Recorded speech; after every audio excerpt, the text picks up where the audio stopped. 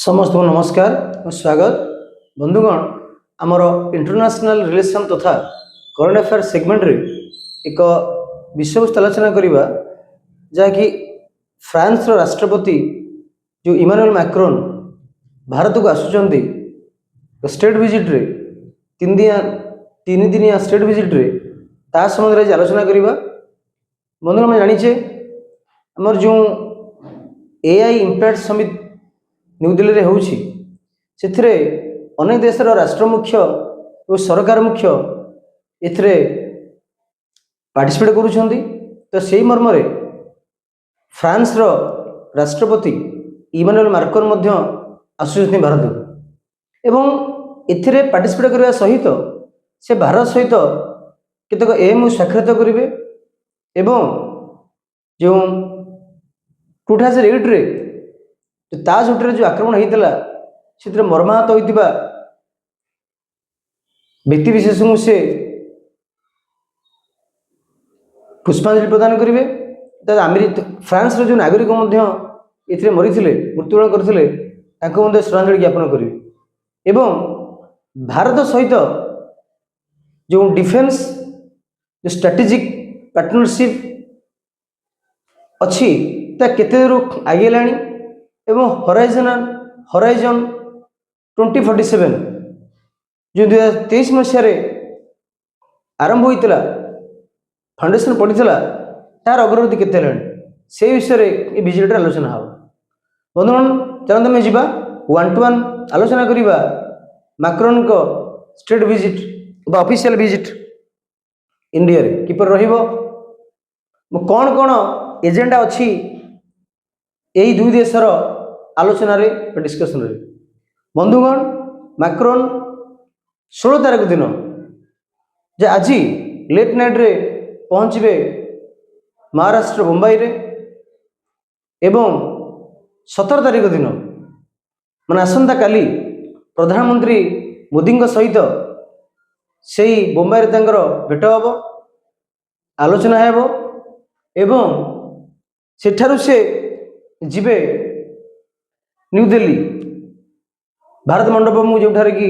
Impact AI impact summit चली। बंधुगण इधर देखा जो ता सहित मुंबई से France India France innovation forum रे योगदान करेंगे एवं इंडिया रो जो बिजनेसमैन रहिले सहित मीट होबार एजेंडा अच्छी ता सहित भारत रो जो सीनियरिस्ट मान सहित तांकर मध्य मीटिंग अच्छी आलोचना अच्छी ता सहित भारत जो डील करुछि फ्रांस सहित विशेषकर डिफेन्स क्षेत्र में से क्लाइमेट चेंज क्लाइमेट एक्शन क्षेत्र में हो किंबा न्यूक्लियर एनर्जी क्षेत्र में हो एजुकेशन क्षेत्र में हो एवं इंडो पैसिफिक क्षेत्र में हो यह आलोचना करने सहित ग्लोबल रीजनल इश्यू पर इंडो पैसिफिक रीजन जो इश्यू तापर मध्य आलोचना हम यही मीटिंग रे मैक्रोन डिस्कसन करेंगे भारत सरकार सहित केतो एम स्वाक्षरित होता सहित विशेषकर 114 राफेल विमान फ्रांस रु आसियार अच्छी जार कस्ट हो 3.25 लाख करोड़ रुपीस तो रहिबो ये जो एजेंडा रे रहिबो कि राफेल विमान आसपर फ्रांस रु एवं ता सहित दुई जन उभय देशर शासक आमर पीएम मोदी एवं तांकर जे राष्ट्रपति आसु इमानुएल मैक्रोन से दुई जन जॉइंटली एक वीडियो कॉन्फ्रेंस माध्यम रे एक एयरबस हेलिकॉप्टर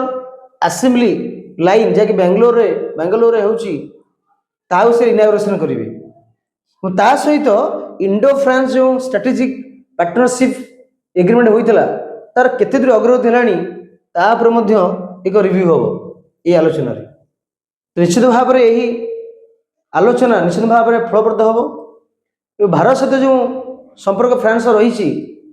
आगे आगू जीव एवं एआई क्षेत्र में जानीचे पूर्व जो एआई समिति होता फ्रांस रे होता तो फ्रांस इम्पैक्ट समिति जो जो रिपोर्ट आसी ता क्षेत्र में केते विकास होईछि, विश्व स्तर भारत जो ए समिति जो केते प्रभाव पड़ुछि ताहा मध्य देखार आवश्यकता अछि। बंधुगण, यही फ्रांस राष्ट्रपति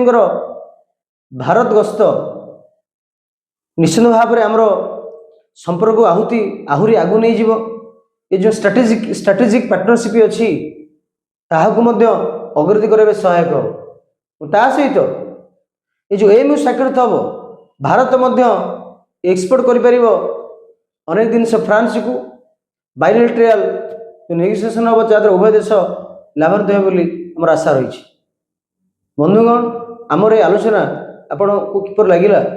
आपणकर मतामत प्रदान करेंगे एवं पुनर्बार जो माने ये चैनल को नुआ करी देखुंट